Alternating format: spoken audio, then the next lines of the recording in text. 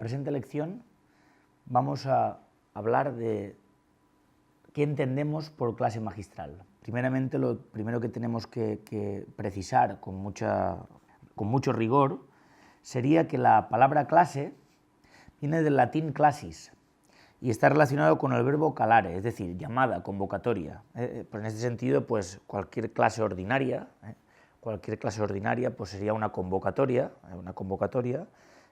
una llamada a un tiempo determinado donde se reúnen varias personas, donde el profesor públicamente pues hace sus disertaciones. Bien.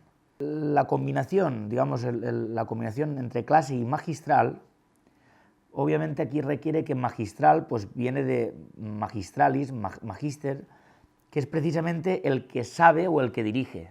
Es decir, ya tendría que ver no tanto y cuanto con una disertación, como lo que hace el profesor, sino más que nada con una maestría, con una precisión de acciones, con una precisión de saber lo que guía la acción, no tanto la acción, sino lo que guía la acción, es decir, una serie de cuestiones que guían las operaciones, que las guían con una maestría notable.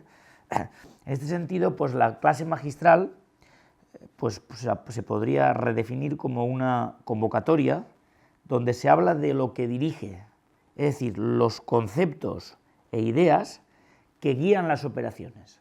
En este sentido es muy pertinente recordar, aunque lo hemos dicho en otras ocasiones, que en el ego trascendental de don Gustavo Bueno, que es nuestro maestro absolutamente de todo lo que estamos haciendo aquí, pues ya dice en un apartado, cuando está hablando de los distintos géneros de materialidad, M1, M2 y M3, que forman el M sub I, que es una de las ideas cardinales del materialismo filosófico, está hablando de las discontinuidades existentes entre M1 y M2.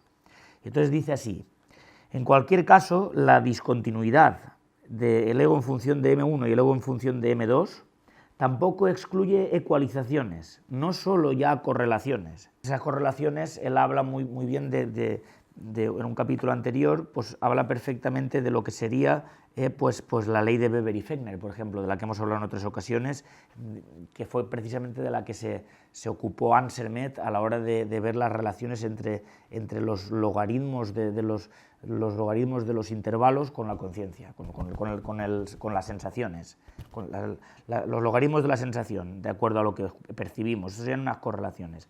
Ahora bien, él dice que no excluye ecualizaciones, que estarían en un nivel superior. Dice: ecualizaciones que muestran directamente estructuras comunes a M1 y a M2, sin perjuicio de su discontinuidad y al margen de correlaciones empíricas. Esto es muy importante, porque precisamente en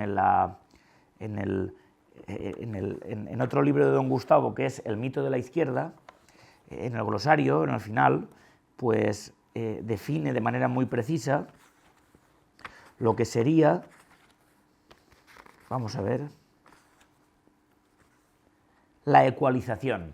La ecualización la define de la siguiente manera: operación tal que a partir de clases diferentes, incluso disyuntas, pensemos en todos los planos estromáticos, todos los estromas de M1 en música, como puedan ser los instrumentos, como puedan ser las partituras, como puedan ser los auditorios, como puedan ser los sonidos, las ondas, como son los propios músicos. Es decir, todos esos estromas diferentes, M1, que ya son clases diferentes, pues están también otros estromas que serían M2, que serían precisamente toda la cantidad de sensaciones propioceptivas y teleceptivas que recibe el individuo que está escuchando el sonido. Y entonces dice: la ecualización es una operación tal que a partir de clases diferentes, incluso disyuntas, especies de un género, por ejemplo, se obtiene una clase distinta que las envuelve a todas ellas, las envuelve. Por ejemplo, ecualizamos la clase de los cuadrados y la clase de los rombos en la clase de los paralelogramos. Ecualizamos la clase de los ciudadanos franceses, de los ciudadanos españoles, de los ciudadanos franceses en la clase de los ciudadanos europeos. Es decir, sería precisamente la ecualización En este sentido, precisamente esto sería importantísimo, porque en el ego trascendental lo que viene a decir don Gustavo es precisamente que a partir de los componentes terciogenéricos pues hay una ecualización entre los componentes primogenéricos y segundogenéricos.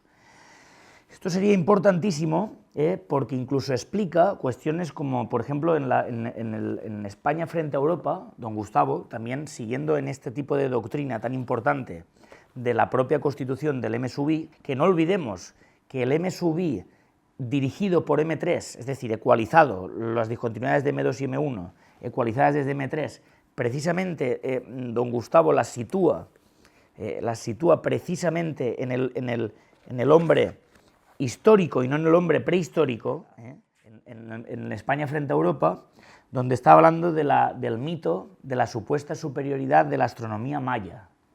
Y entonces dice lo siguiente, a saber, es un mito la supuesta superioridad de la astronomía maya respecto a la astronomía griega, en la medida en que la astronomía pueda considerarse incorporada a la cultura de un pueblo, claro. Y no estamos ante una cuestión puntual, de detalle. La superioridad de la astronomía griega, la de Erastóstenes, por ejemplo, conocida por los españoles del siglo XV, permitió a estos proyectar el viaje hacia Poniente, y cuando en este viaje hacia las Indias se interpuso un gigantesco continente, solo la astronomía clásica, importantísimo, que incluía la tesis de la esfericidad de la Tierra, permitió concebirlo, agarrarlo, precisamente las sensaciones. Y entonces dice, América no fue tanto un continente descubierto por los ojos, sensaciones teleceptivas y propioceptivas, sensaciones, de los M2, de los navegantes, como cuanto un continente concebido por el cerebro de los conquistadores. Ni los aztecas, ni los mayas, ni los incas pudieron descubrir Europa, es decir, concebirla. Y no solo porque no disponían de naves o instrumentos adecuados, sino porque, aunque hubieran llegado a sus costas más o menos al azar, no habrían podido concebir, es decir, representar en un mapa, el continente euroasiático, aunque hubieran visto fragmentos de amplitud variable de sus acantilados. Y no lo habrían podido concebir porque no poseían el concepto de esfericidad de la Tierra creado por los astrónomos griegos. Es decir, que desde M3 precisamente se envuelven en una clase que precisamente superior, pues los distintos estromas y planos, precisamente si hacemos un regreso en nuestras lecciones y volvemos a la teoría de la esencia genérica de la música de don Gustavo Bueno, pues nos damos cuenta de lo siguiente, si nos percatamos, nos damos cuenta que el núcleo, el cuerpo y el curso, precisamente a partir de M3 están ecualizados, están precisamente sincronizados, están envueltos, y precisamente gracias a eso la música sin uno de esos tres componentes no se da. Y en este sentido es muy importante analizar la problemática que surge a partir de esto, porque obviamente entendemos que la institución musical está en fase degenerativa, es decir, está en degeneración absoluta, es decir, cada vez se hace peor la música y cada vez se toca peor los instrumentos, es decir, está en una perfecta fase de degeneración. Entonces, naturalmente, aquí pues se podría abordar este análisis de tal degeneración desde distintos planos. Los alemanes entendieron que, y está muy relacionado con la teoría platónica, con la teoría de Platón, como la doctrina de Platón sobre el arte, los alemanes vieron un peligro en el hecho de hipostasiar las operaciones que digamos, tanto del instrumento como del compositor, las operaciones, hipostasiarlas de la propia idea que las dirige. Pero el problema es que en M3 estas ideas que las dirige se atribuyen en ese límite entre E y M al espiritualismo, es decir, al espíritu, a lo espiritual, es decir, a algo que no podemos definir y por lo tanto nos lleva de lo oscuro a lo más oscuro. Pero en este sentido estas denuncias ya aparecen en muchos relatos de Furtwängler, de Wilhelm Furtwängler, en un libro precioso que se llama Conversaciones sobre música, donde precisamente el maestro dice lo siguiente, no era la técnica de Mozart y Beethoven, o más tarde la de Paganini y Liszt, lo que impresionaba a sus contemporáneos, sino lo que había detrás de esa técnica. Bien, muy bien. Esto es un ejemplo claro. Después, naturalmente, más adelante también dice lo siguiente. Cuenta un relato y le dice: un joven colega me preguntó una vez qué hacía con la mano izquierda mientras dirigía. Mientras pensaba la respuesta, caí en la cuenta de que, a pesar de mi experiencia como director de más de 20 años, nunca me lo había planteado. Uno empieza a pensar en sí mismo cuando ya no pone la concentración y la atención necesarias a la obra con todas sus fuerzas. Entonces uno aprende a posar, un recurso utilizado sobre todo por directores y algo para lo que verdaderamente un artista no debería simplemente tener tiempo. En adelante empieza a prestar especial atención al control de la técnica. La técnica se vuelve imperceptiblemente un fin en sí mismo, pero esto significa que semejante director pierde la capacidad de reconocer que el alma debe ser forma y la forma alma. Aquí es lo que yo les explicaba de la oscuridad por la más oscuridad. Pierde nada menos que el sentido instintivo de la necesidad y la autenticidad del quehacer artístico. Bien. Entonces, más adelante dice: cuando la técnica es tratada como un fin en sí mismo, destruye la unidad espiritual del conjunto. En una buena interpretación, el aspecto técnico no puede separarse ni un momento del espiritual, aunque pueda en sí ser efectivo. Cierto que puede producir efecto, pero no se justifica porque distrae de lo esencial. Por supuesto, los únicos que pueden saberlo y sentirlo son quienes ya conocen de antes la obra de referencia en una interpretación más acorde con su naturaleza íntima. Por esa razón resultan en la práctica tan peligrosas las interpretaciones de grandes obras vivas del pasado basadas en un virtuosismo técnico. Estropean completamente el gusto. El tipo de interpretación musical que estriba permanentemente en el virtuosismo, el efecto y la variedad, inducidos desde fuera, provocará y desarrollará indefectiblemente análogas condiciones en el público. Con ello, todo el arte musical pierde más y más peso y la medida de la necesidad interior que hasta ahora, y aquí hablo solo como alemán de Alemania, siempre ha tenido. Todo lo relacionado con la técnica y el virtuosismo es prácticamente cuestión de ejercicio. Aquí la disociación intrínseca en este texto de ejercicio-representación. Bien. Claro, lo único, incluso hay un momento en el cual él intenta explicar un poco esa espiritualidad, y entonces hay un amago a la filosofía hegeliana, de la tríada hegeliana de tesis, antítesis, síntesis, que obviamente es una forma de presentación de la propia noetología, de los propios axiomas noetológicos, pero que tienen problemas porque precisamente en música no se da una negación de nada. Bien, y esto se puede ver perfectamente en este sentido. Podemos verlo además con los propios términos hegelianos. Dice Furtwängler lo siguiente: ya no se busca la antítesis, el término hegeliano, y esta es una diferencia fundamental para crear una nueva síntesis, una nueva, muy importante, sino el contraste por el contraste.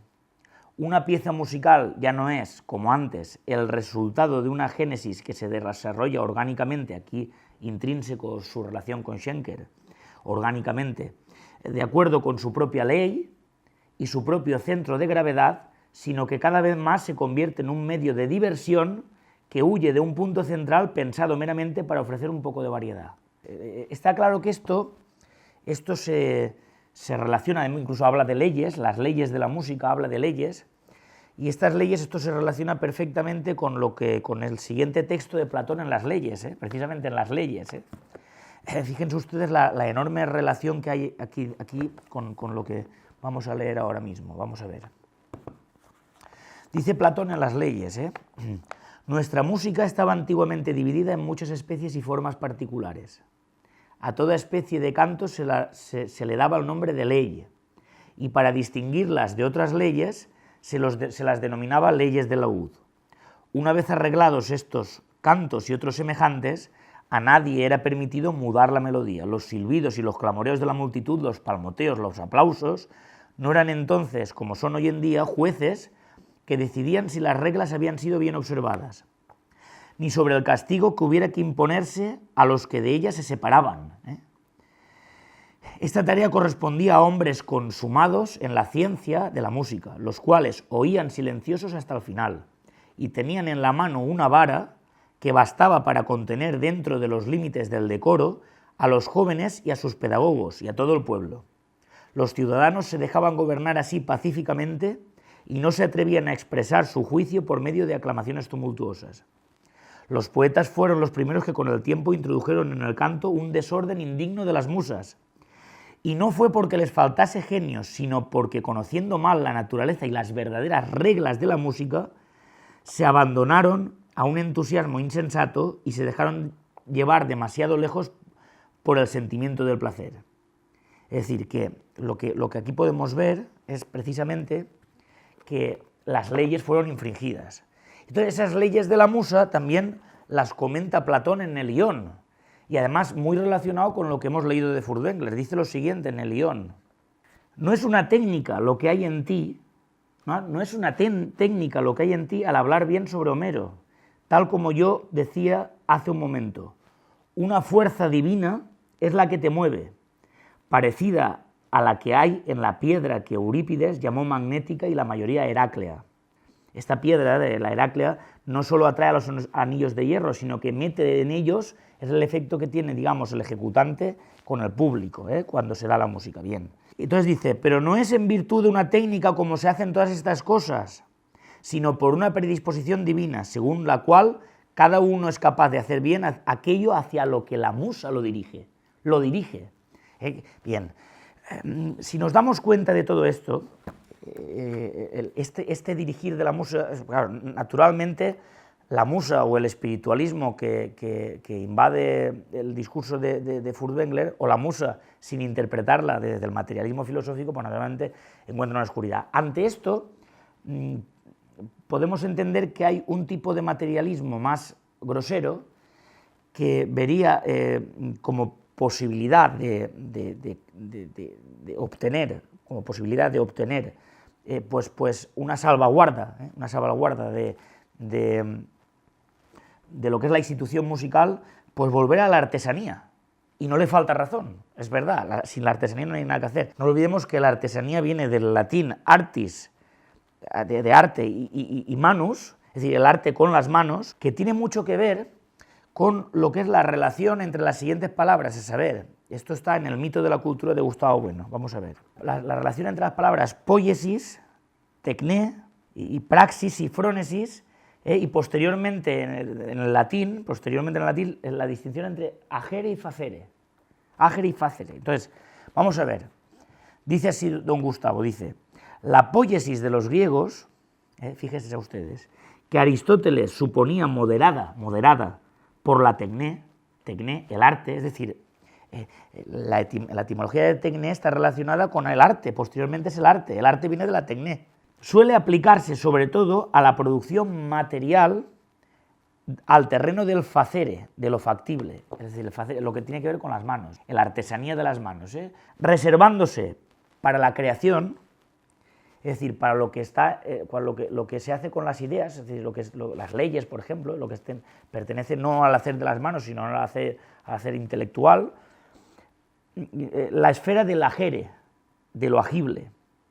El término praxis, que Aristóteles supone moderado por la frónesis o prudencia. En otra ocasión hemos observado cómo el español ha borrado la diferencia entre el agere y facere, en el concepto del hacer, logrando elevarse de este modo a un nivel de abstracción superior, que permite captar la unidad que media entre hacer una buena faena, es decir, la faena, cuando dices, joder, es que este músico ha hecho una faena estupenda, ha hecho la verdad de producción y la verdad de apercepción, agere en latín, y hacer una buena mesa, que sería el facer en latín, la mesa, lo que está, es algo producto de las manos, que tiene que ver con las manos, que es hecho por las manos.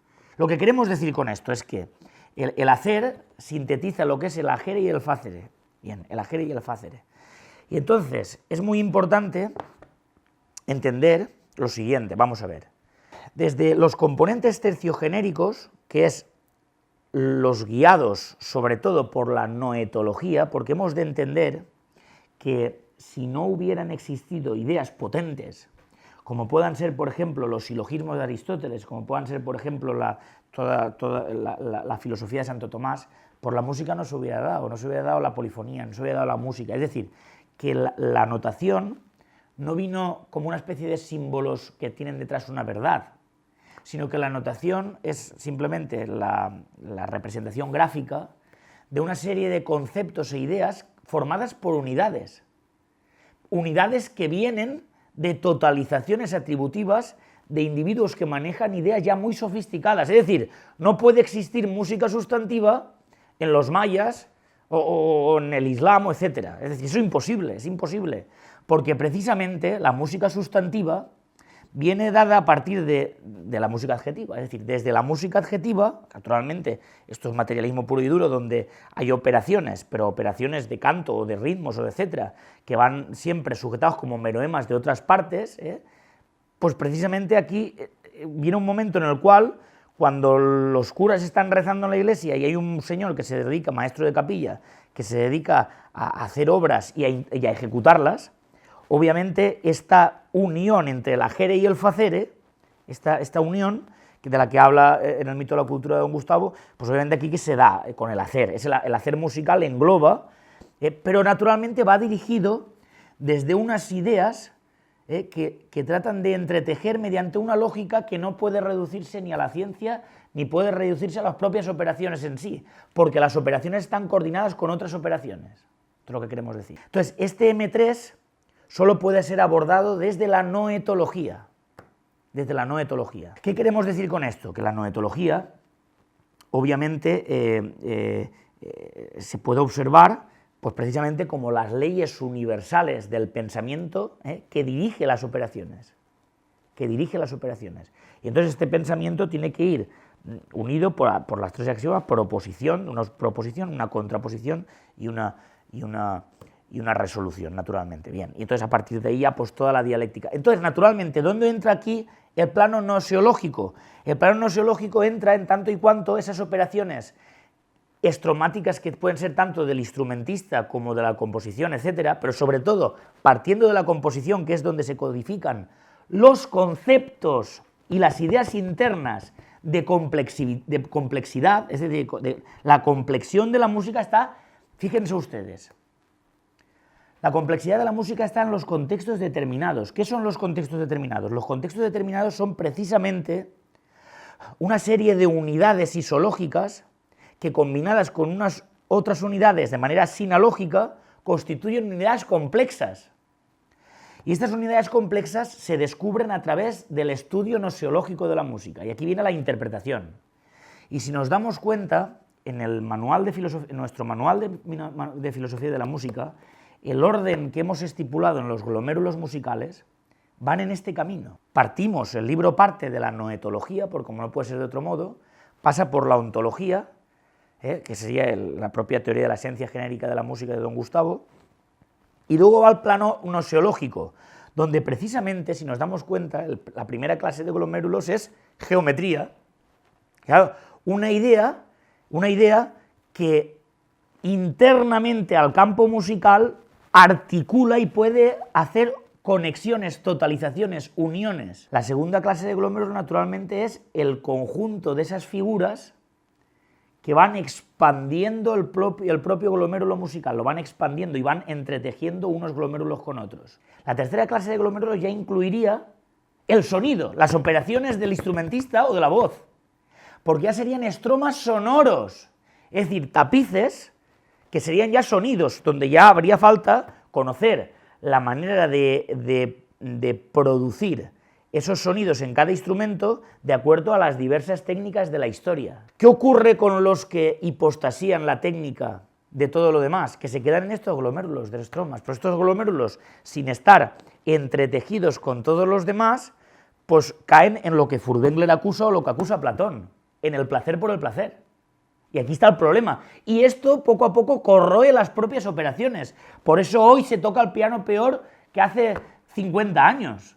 Precisamente porque desde la desconexión con M3, precisamente se van corrompiendo y se van pudriendo las operaciones.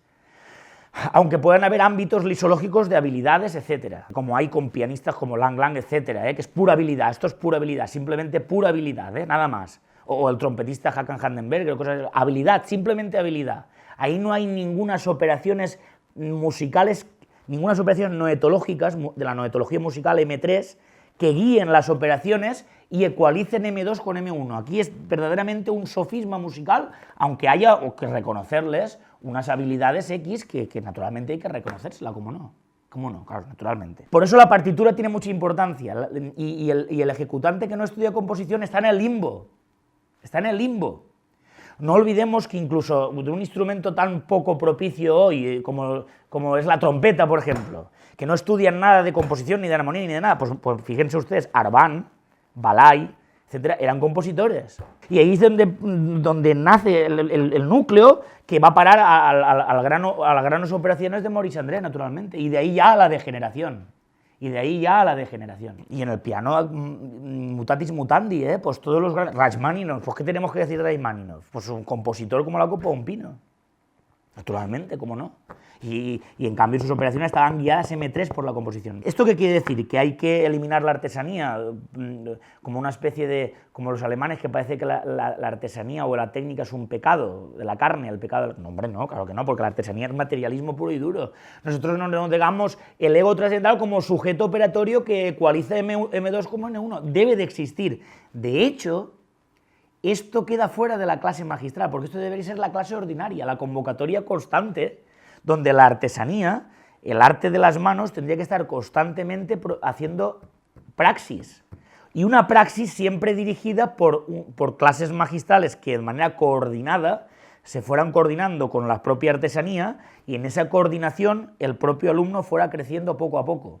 Pero entendemos que si la artesanía se ha degenerado, que se ha degenerado, pero totalmente, ha sido debido a que desde M3 cada vez las ideas y los conceptos son más pueriles.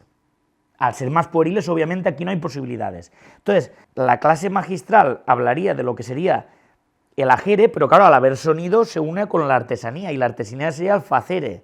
Y entonces todo junto es el hacer musical.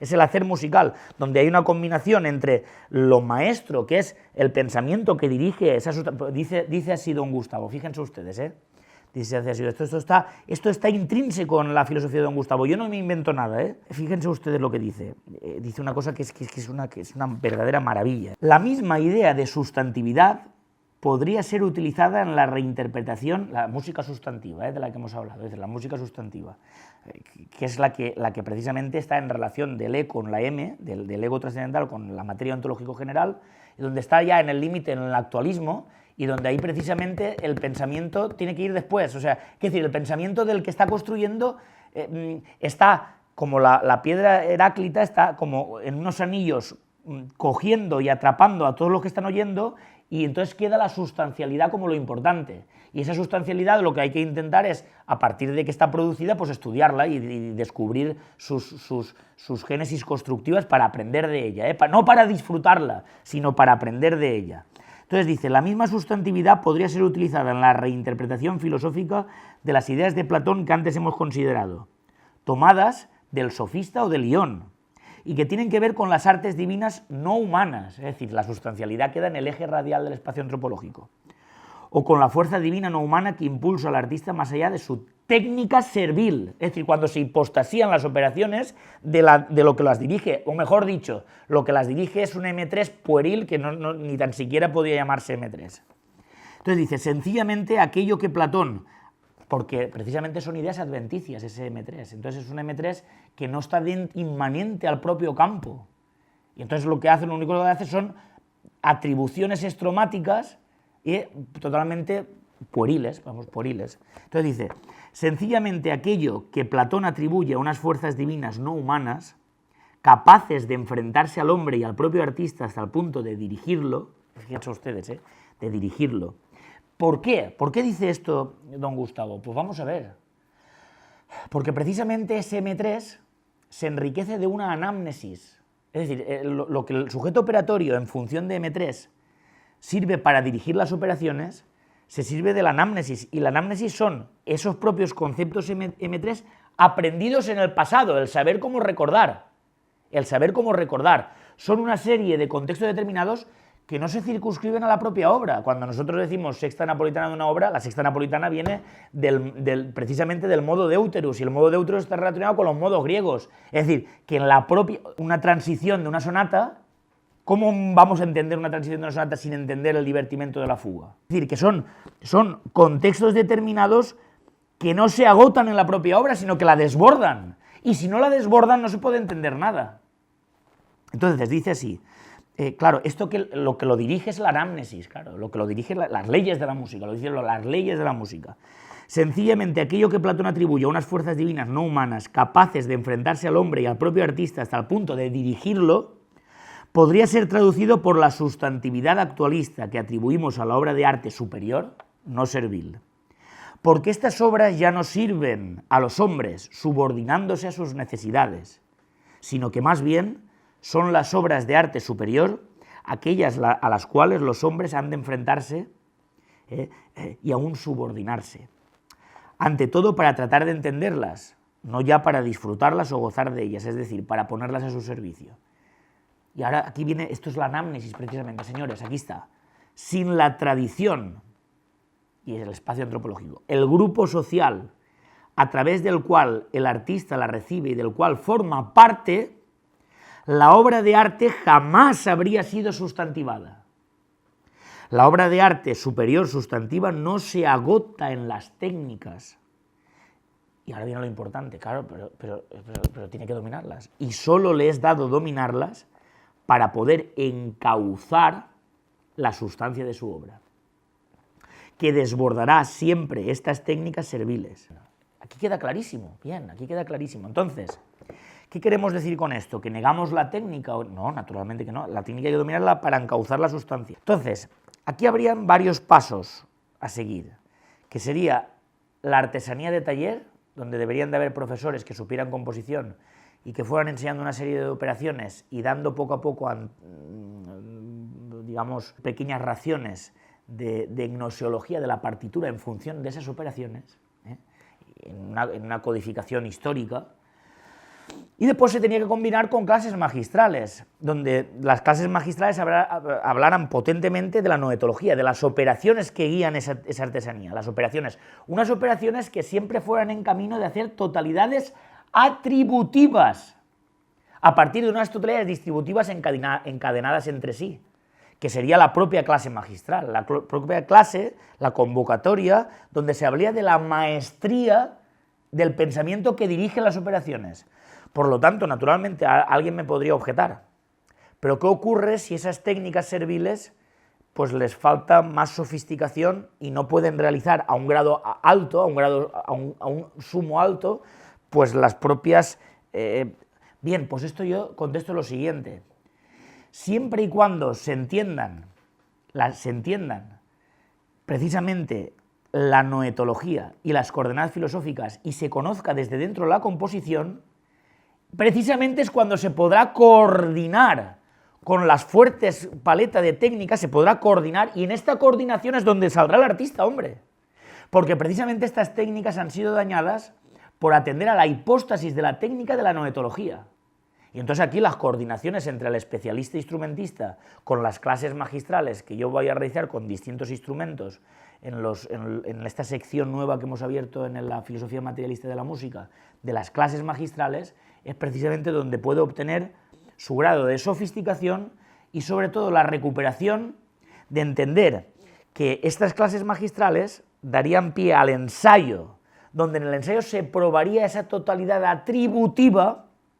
Es decir, la artesanía siempre apoyada sobre conceptos fuertes que vayan en camino a las ideas internas, se coordinaría, cosa que aquí no tratamos en los vídeos, naturalmente, porque no, es imposible, hay que elegir el tramo definido, que es donde creemos que está la propia corrupción de la institución de la música sustantiva, que es en la noetología, precisamente, en la racionalidad operatoria de la música, que no es espiritual. Y aquí es donde falla Furtwängler, siendo que su diagnóstico es perfecto. Y entonces, precisamente, esta noetología se coordinaría con la propia artesanía, que sería el propio conocimiento de las distintas operaciones codificadas en la historia, pero estas operaciones estarían siempre apoyadas sobre los contextos determinados y las unidades complexas que fueran dándose a partir de las totalizaciones de los sujetos operatorios, de las partituras, como no, claro, de las partituras y de todo lo que va alrededor de las partituras, que es enorme, tratados, estudios, etc. Y entonces las operaciones volverían a adquirir no solamente la habilidad del virtuosismo, sino la consistencia del hacer, de un hacer que no fuera un virtuosismo de habilidad, sino un virtuosismo del hacer. Y ese hacer, como englobaría la música, ya quedaría el virtuosismo y la técnica servil en un plano inferior, quedaría en el propio plano del tramo del ejercicio, que al llegar la representación siempre estaría renovándose, haciendo nuevo, como decía Furtwängler, haciendo nuevo, una nueva síntesis, dice, que es una nueva resolución que daría pie, mediante el actualismo, a una nueva obra de arte sustantivo. Bien, entonces, naturalmente, estas clases magistrales tienen que combinarse con mucho trabajo de artesanía. Hay que buscar a artesanos que estudien esto, porque si no, no hay nada que hacer. Si no, no hay nada que hacer, señores, no hay nada que hacer. Eso es lo que pretendemos hacer desde la dirección de orquesta, es decir, entender una artesanía del arte de la dirección desde estas ideas, y esto debe aplicarse a todos los instrumentos de manera urgente, y obviamente esto desembocaría en lo que sería el ensayo. ¿El ensayo qué es? El ensayo viene de exagium, del latín exagium, que es el acto de sospesar, de pesar algo, de probarlo, de probar si precisamente esta totalidad atributiva va por buen camino. Es decir, y esto ya sería la parte anterior, el último tramo del ejercicio, que ya daría pie al propio concierto o la composición de partituras, que sería la relación de Le con M.